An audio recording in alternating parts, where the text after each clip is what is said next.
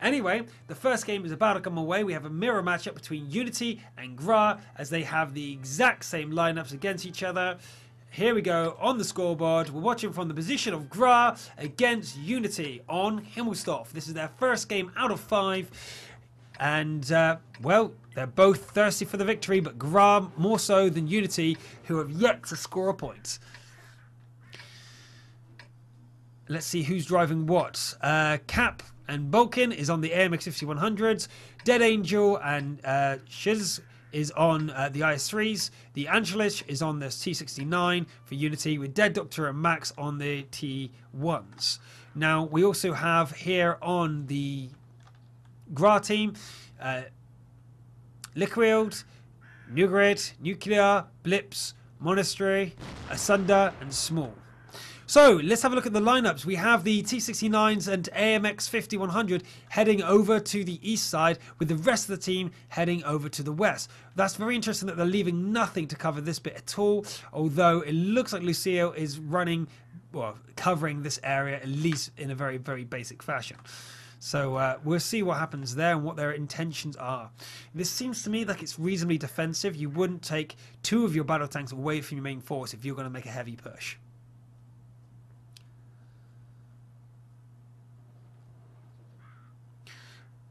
One Dead Angel has been spotted over on the far side with V1 Lat.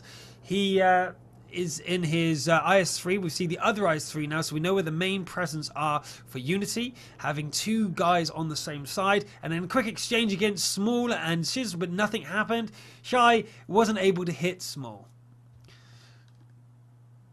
Let's go from Small's point of view, and we'll see that he got hit just behind his head and hit the building. And we'll see that if he was any further out, he would have been taken down. On the hill, we have the T69 also for the Unity, so it's a very, very, very much mirror matchup. But some damage nicely goes out there to the IS3 from... What? Who did that, actually? Was that Asunder? It was very little amount of damage. I couldn't imagine that being anyone else. Yeah, I'm not sure who that came from, actually. Who that damage came from. But he was hit, so he must have been slightly out of position. I'm going to go over to this position to see if we can see who would have caused that damage, but I really can't see who could have. It must have been Asunder from the top there, or maybe Monastery at the top. But some shots are flying out everywhere, trying to get some damage dealt, but very little is actually connecting so far for these teams. Let's go watch from Asunder's point of view up on the top of the hill, who's pushing forward to see if he can see what the Angelich is up to. But Monastery and Lequel's coming up to help. Monastery's taking a lot of damage, actually.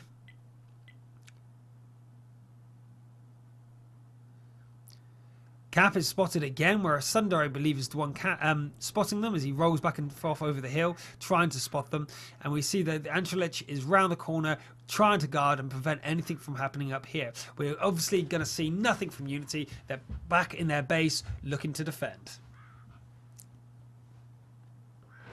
But Max San is the other T1 for Unity, have also ran into Asunder, and they might have a quick battle over here, but it looks like they're deciding against it as they back off around the corner there.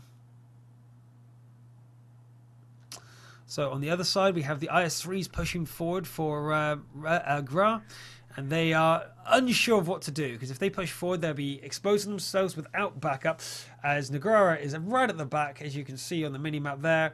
He's really far back and unable to help his teammates.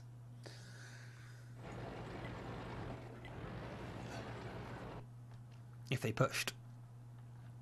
So the sort of things I expect for GRA to be able to try and do, apart from skirmishing up here against the T69, use Liquorels to for ability. Did he just push his teammate out of the way?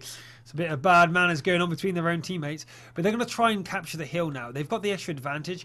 We've not seen anyone else from Unity up here on the hill, so I do expect to see them right now pushing and taking this hill to try and make something happen. If they can take out the T69 with no more damage to theirs, because obviously Monaster is already received 500 damage, and the Angelich comes forward and 2 shots, bang bang, and he goes down.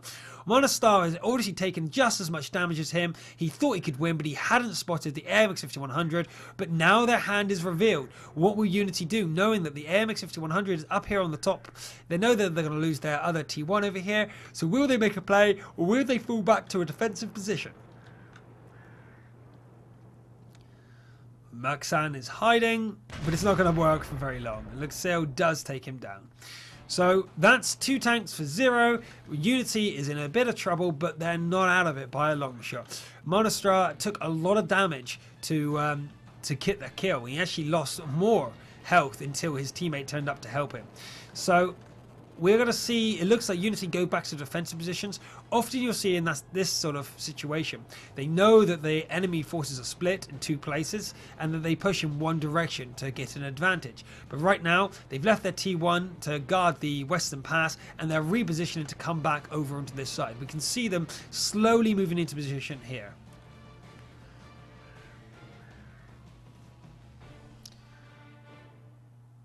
And here comes the main forces up through the Banana Pass, going across with the AMX 5100 and the IS-3s. They're going to make a dual prong attack here, right for the south and from the middle. We're going to see this push forward now. They got the IS-3s together, but the AMXs are split, and there they run into the enemy AMXs, and the T1 goes down. Lucky they sent him down that pass, but now they know the AMXs are. They're going to act immediately. They cannot hesitate. Here they go forward. They're going to make sure that they catch them off guard and split up from their teammates. If they can catch the AMXs before they get back to their teammates, they will win this battle. Taking out both the AMXs without any support is going to be very, very easy for them. So can they get round there and split them off? Or they to go in the long way round? I'm not sure if I agree, because that's where the IS-3 is going to be, and they didn't manage to do it. They're going to run straight into them, and this is going to be a huge battle for them.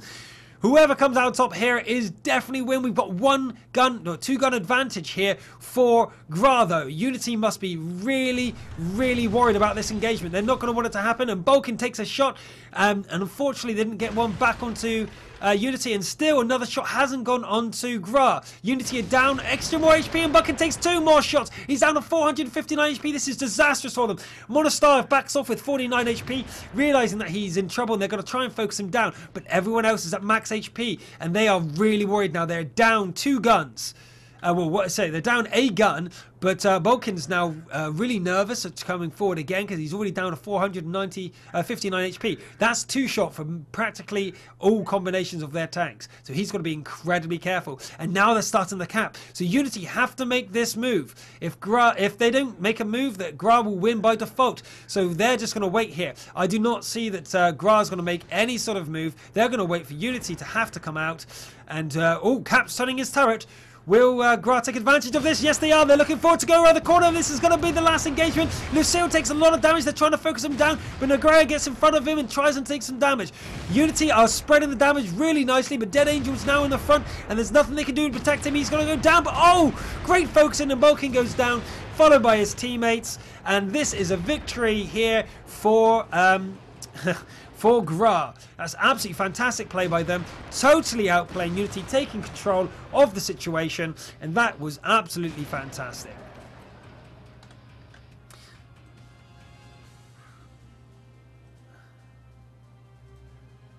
Well, there was not much Unity could do there at that point. They had already... Wait, what was that? There we go. Okay.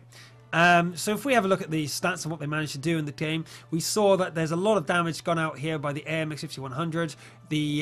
It's nicely spread around, and although No Seal went down to 1% at the end there, they did a fantastic job spreading the damage and getting into the right positions.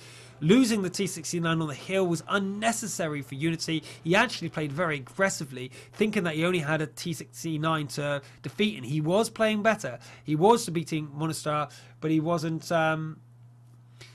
able to clear him out, and that means that they lost him, and instead of engaging with just the T69 and the MX 5100, they sent the T1 the other way round, and that was really clever of them to not lose a single tank and get themselves the victory. Really good play from GRA right now. They're looking really strong, and I'm hoping that they continue this through for their sake, because it was really nice watching them like that. Unity, on the other hand, need to be a little bit more less responsive and more taking control. They had they've got their tanks together, although the AMXs almost ran into trouble going ahead onto the hill to try and stop or ambush the T69 and the AMX 5100. The trouble is keeping the T69s on the hills on their own is that if they stick around and die, then you are down that extra autoloader, and that is a huge thing. As GRA proved in the combat at the end, that extra tank was a big deal. It looked like they're going to win anyway, regardless of the extra gun, because of the angling, and Butkin managed to take a lot of damage against himself before the main engagement took place. GRA also gets in the position to be able to starts capping, forcing Unity to have to come out is the other disadvantage of trying to over-defend. They were very much in their own territory, but they couldn't get round to their base to stop the T1 capping. So regardless of what happened, they would have had to have pushed out if GRA didn't take advantage of the rotation of the turret. And that means, that's how clever you have to be. You have to watch out for these opportunities. It's normally only a couple of seconds window to take advantage of them, and any hesitation can get you the loss. So that's why I keep going on about the hesitation. You don't want the hesitation. Later on today, we have GRA TM versus Fast Loss. But right now, we're in GRA versus Unity, and we're watching on the position of GRA.